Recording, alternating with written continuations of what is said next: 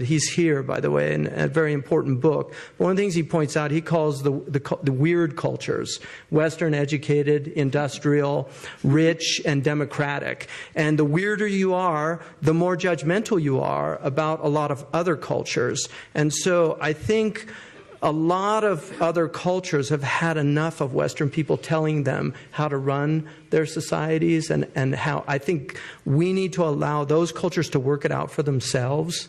And it's going to take some time and some humility from our perspective in the West. I would absolutely agree with that. And I think that sometimes the innate arrogance of trying to impose things is just really very bad. I love the fact that you emphasize education so much, and given that we're sitting here in a school, what I would love to do now is to turn the floor over to you, our patient audience, to see if there are comments, observations, questions for the panel. What would be really helpful, I think, have we got some microphones roving around? Okay, so we've got some questions. It would be really helpful if you could just introduce yourself at the beginning. Could we have a microphone down here, please? And then I'll take your question. Thank you. Thank you. My name is Linda Walker, and I have a question for State Secretary in Fleisch. Can you give us your view? Probably people here don't realize that or maybe they do, that maybe 10 years ago already Norway put quotas on the number of directors that companies had on listed companies in the Norwegian stock exchange, and now Switzerland is considering discussing having quotas for the numbers of board members of their companies. And I would like to hear your view, and perhaps the view of the other participants, about the idea of having quotas and whether this is going to help us in the long term. Mm-hmm. Thank you. Great question. Yes. Mary Gabrielle. I thought you should have, you might have asked it. Well, I am, to be very sincere, I'm not a friend of quotas. I think this is a very unnatural way to put women at the top. I think women will succeed, but I think something is still needed. I don't say that you don't need to do anything. So I think that you have actually in the corporate level, you should have a sensitivity to all these questions. And I think that what we are trying to do in Switzerland also is to show best practices in different companies, especially in the small and medium ones, which, as you know, are the biggest part of the Swiss economy is small and medium-sized enterprises, and to show them what it brings if they take women into the workforce and also at higher levels. So I think this kind of moral suasion is much better than just having quotas. Also, what is now discussed in Switzerland is this issue of quota. I'm convinced it will not go through Parliament. But what may come is this issue of complain or report. Comply or report, not complain. Comply or report. That is, either you comply with a figure or you have to say why you didn't comply. So at least you have to think about it. You have to discuss this. Even this goes rather far, but that, I think, is probably still doable. But to go beyond and to just say, you have quotas and then you need women. And if you look at the Nordic countries, it's very often the same women that take all these posts. It's not that the most important thing is not to have women somewhere, is to take up the younger ones and to make sure that they follow up. This is, for me, the most important thing. That's why I was saying you have to, coach young women to get to middle management, higher management, and then everything will evolve by itself. But if you just have, a number, 100 well-educated women, known women, and they just turn around, I think they call them golden skirts. I mean, that doesn't help any younger woman to actually get to the top. So. Well, that's the problem. It takes a long time. I agree, it takes a long time, and maybe now with this, these few issues, it may it might get a little bit, it may come a little bit quicker. But I agree with you that it takes time, and this is something which also I would like to see to, make a little bit quicker progress. I would like to add to that. Transforming culture takes time. It takes a lot of time, and it has to do also with transforming symbolism and who you have as a role model for that culture you want to achieve. So quotas, they don't work all the time. I've seen cases where they don't work. I've seen cases where they're very successful. But sometimes it's the mechanism to make it faster, even when that culture is not changing yet. For me, it's been very interesting seeing in Costa Rica a lot of tech companies having quotas and therefore having to do other type of work in order to be able to fill that quota. So, for example, there's a program called Mente, which is empowering girls from high school to develop apps and like to come very close to technology in order for them to start studying STEM.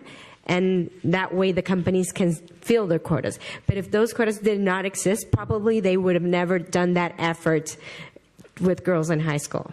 I mean, I think what I would add is that I think the actual numbers that there are, the average female representation on boards, I think is about 14% globally. I mean, it's really low. And I mean, it's interesting because in the UK, I mean, we've made some progress. I can tell you I've served as the only woman on a public company board and as one on a gender balanced board. I can tell you what was more fun. Yeah. You can guess. I think the tipping point, the academic work tells us, is it's 30%. You need safety in numbers, but I keep coming back to what I said before. It's not just about gender, it's about your perspective.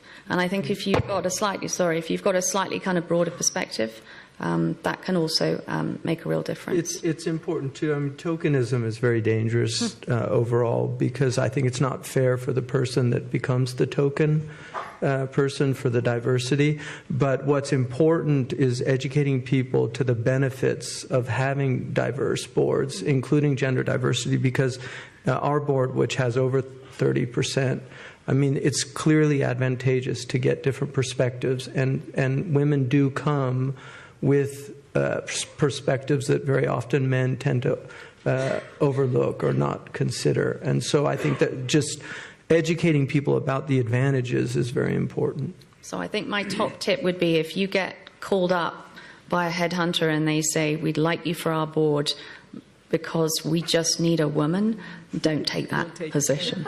I think we had another question in the front. Could we get a mic down here, please? And then we'll come back to you.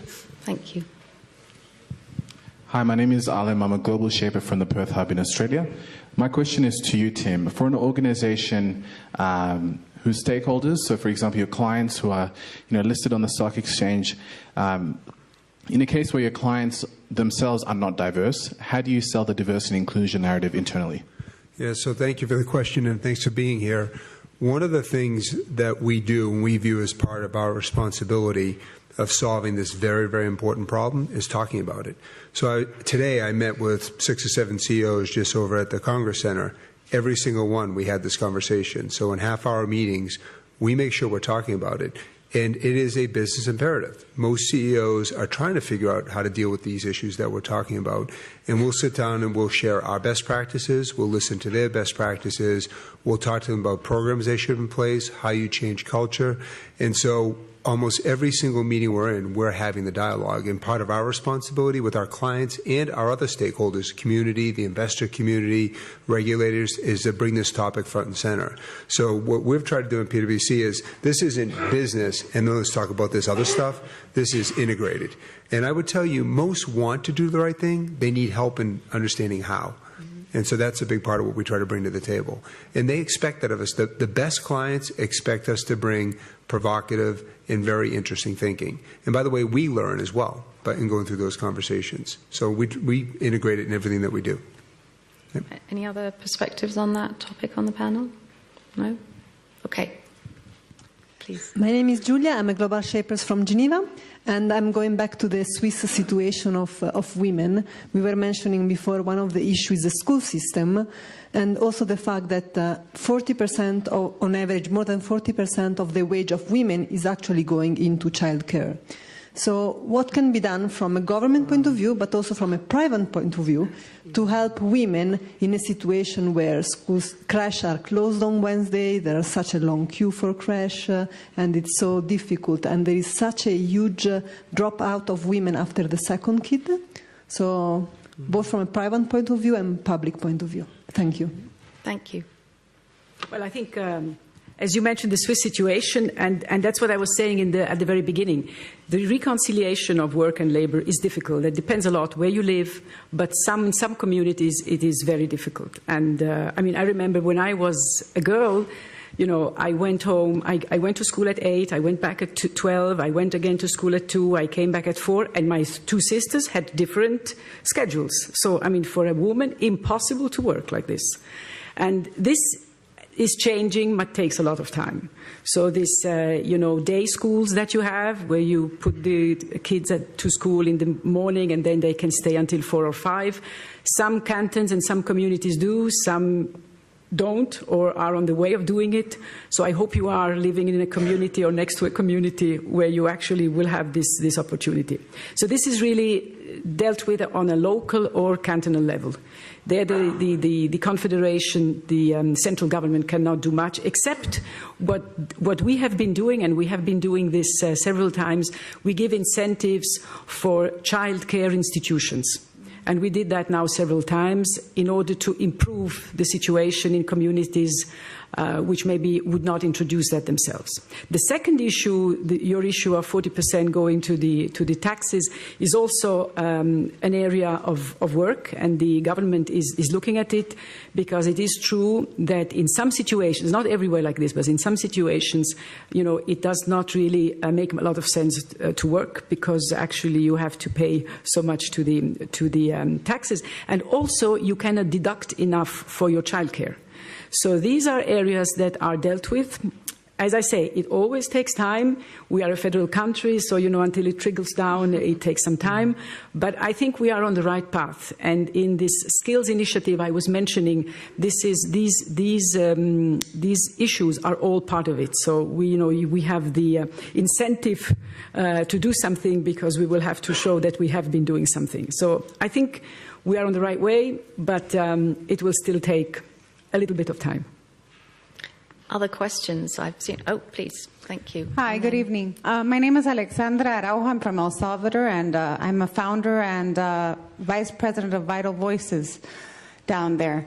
My question is for the whole panel.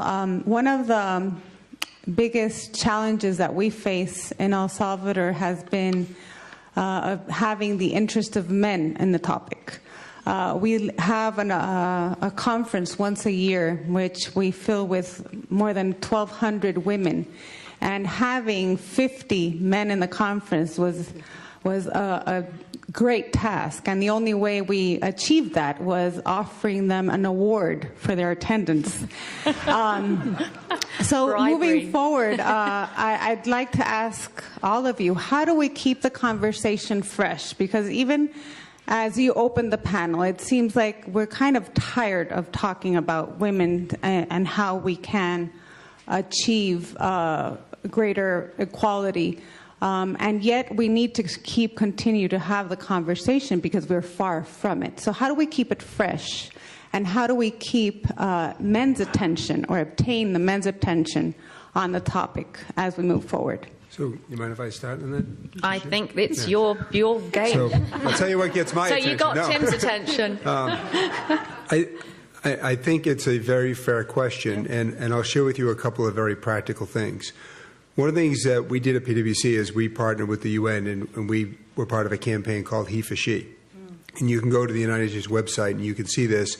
And we've encouraged all of our men to sign up. And it is specifically designed to bring men into the discussion, recognizing we don't solve this problem, or said differently, take advantage of the opportunity, unless men are part of the equation. And we've encouraged on a consistent basis now for the last 2 years all of our men to sign up for that pledge and make that pledge and be visible about it. And that's one thing that we can all do. It's free. You can go to the UN website and you can sign up. And it then educates men on why this topic is so important. And I start from the fundamental premise that most people wake up in the morning and they want to do the right thing. Some of us don't know how to do the right thing. We're learning. But the He for She is a very easy, practical way we can keep it fresh and get people involved. I'll now share for those of you in the business world something we've done to keep our men involved in this discussion to help progress. So as many of you know in the business world, when somebody gets promoted, you celebrate. You say, hey, Tim got promoted. He used to work in Boston, now he works in New York. He used to work in this division, now he works in this division. One of the things that we realized is that if we didn't make this central, what I'll say, an incentive for men to be part of the equation, we wouldn't make the progress that we want to. So we